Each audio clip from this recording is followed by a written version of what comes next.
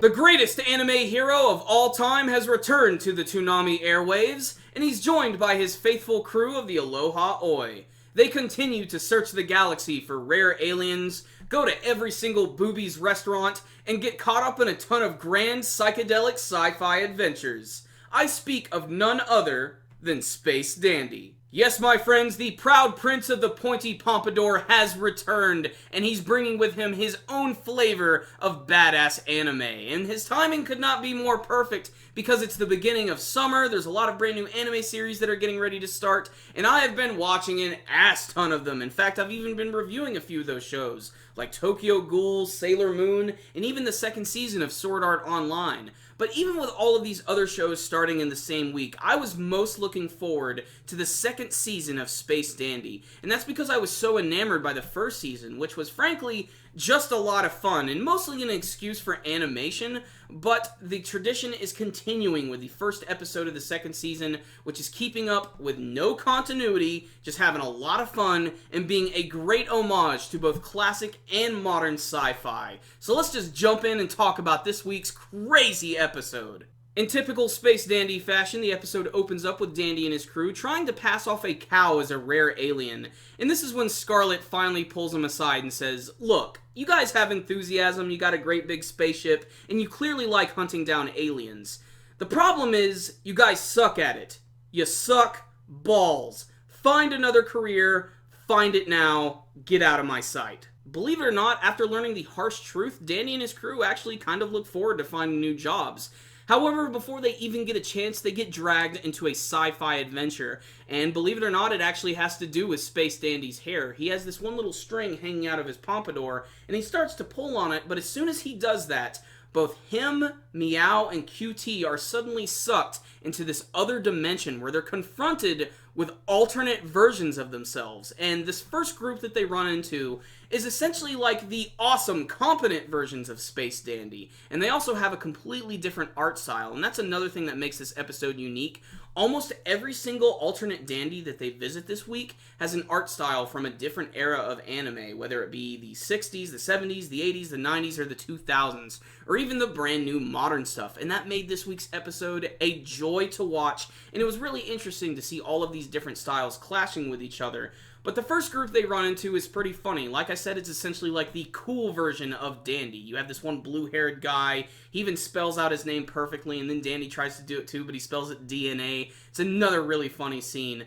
But this other version of Dandy is actually joined by QT and Meow, and they're a little different as well. This version of QT is much more competent, and Meow is a giant battle robot. Because we get a giant robotic version of Meow, this basically gives us an excuse for an action scene, and we get to see the different versions of the Dandy crew fighting each other, and everything here is animated very well. It's incredibly fluid and has a lot of hand-drawn look to it, but just getting to see the landscape explode and this weird version of Meow punching through rocks is surprisingly exciting. But Dandy and his crew eventually escape to another dimension where they're brought to this like 1970s truck in space, and we get to see a completely different version of Dandy. He has this yellow pompadour. QT's just another big dumb robot. Meow is actually like sort of like a half man, half female woman. I know that seems strange, but that's exactly what Meow is portrayed as.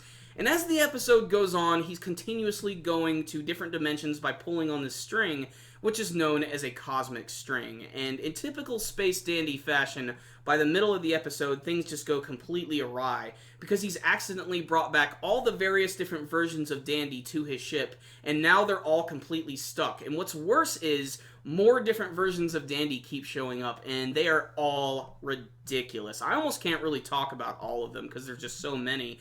But some of the standouts include this one, who is a clear reference to Dragon Ball Z, Michael Jackson, and even action anime in general. And I know that makes like no sense, but they run into this world where there's this version of Dandy who's hanging out with QT and Meow's a pig for some reason, and QT looks a lot like this one weird robot from Super Milk-chan, if you even know what that is.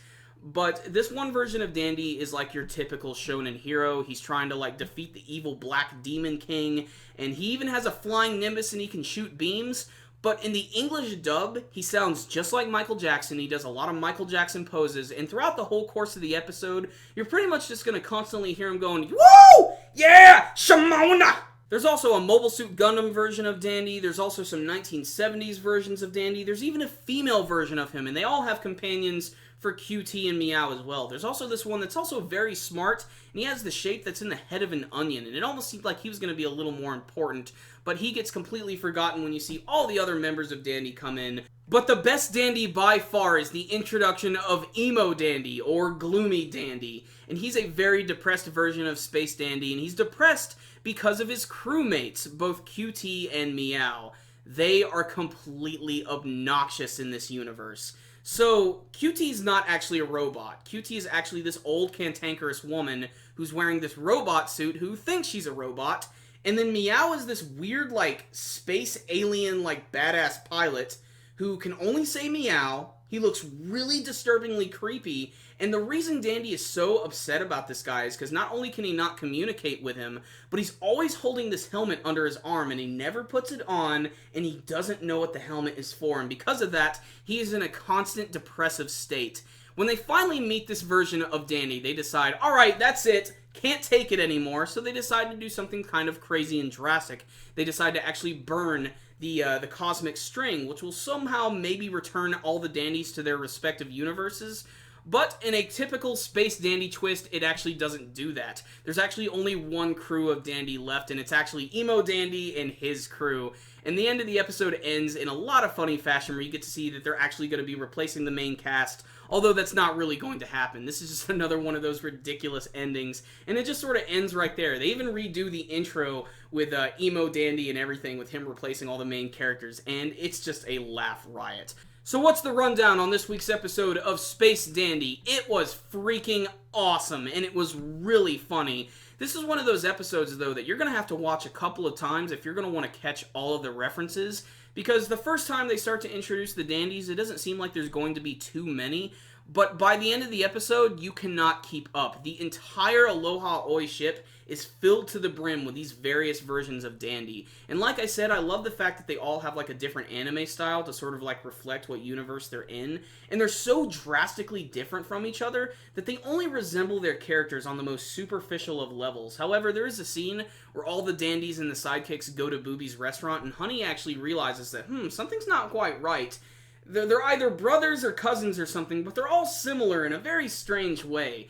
And what's really funny about this is because all of the Dandys are finally coming together in a single universe, it's actually having a pretty adverse effect on the universe that they're all in at the same time. Everything starts to finally contradict itself, and things start changing. In fact, there's a scene at the end when they finally go to Boobies and they find out that it's actually been changed and it's now being run by a bunch of naked men. So there's not even any point to even going to Boobies anymore. And that's when they finally decide they have to do something drastic like burning the cosmic string. But there's also a ton of cameos from a lot of other classic characters from the series. You got to see different versions of Honey, and you also got to see different versions of the Gogol Empire. There's that one gorilla guy and the bean guy. They showed a different version of them where the guy's actually just a straight-up gorilla, and the bean guy's actually been turned into a carrot. So he now has a lot more in common with Rob Schneider. Otherwise, the animation this week was certainly the showcase. The artwork was absolutely fantastic. Every single dimension looked completely different, had a different art style, and it looked great. In particular, I loved the look of the second dimension when they went to go see the 70s Dandy, who is a space trucker. Just the look of his truck is so colorful and hilarious looking, and everything has this, like, 70s neon feel to it. Just, it's so different from what we saw from all the other various dimensions. This is an episode that begs rewatching multiple times to see all of the countless references and all of the funny moments. Space Dandy is back, my friends. Make sure and check out this episode. It was another hilarious, funny continuation of the series. Watch it on Toonami, watch it online, however you can get a hold of it. Space Dandy is back, and it's a dandy time. So I'm going to give this week's episode a 10 out of 10. I absolutely loved this week's episode. My favorite show of the week so far, and I cannot wait to see what the second season is going to do, because if it's as creative as this first episode, I think we are in for one hell of a treat. If you guys had a chance to check out the first episode of the second season of Space Dandy, I would love to hear your thoughts about it, and you can tell me with your comments below. Did you guys have a favorite alternate version of Dandy? And if you did, please tell me why. And what did you think of the ending of this week's episode? Would you actually like to see a future spinoff with Emo Dandy? Remember guys, before you leave, hit that like button so you can give this video a thumbs up. It's really easy to do and it helps us out tremendously. But the best way to help us out is to watch our videos and to subscribe to our channel. And you can also check us out on Facebook and on Twitter. I'll put links for all of that stuff in the description box below. So guys, that concludes my review today. Super Kami Guru 9000. Out.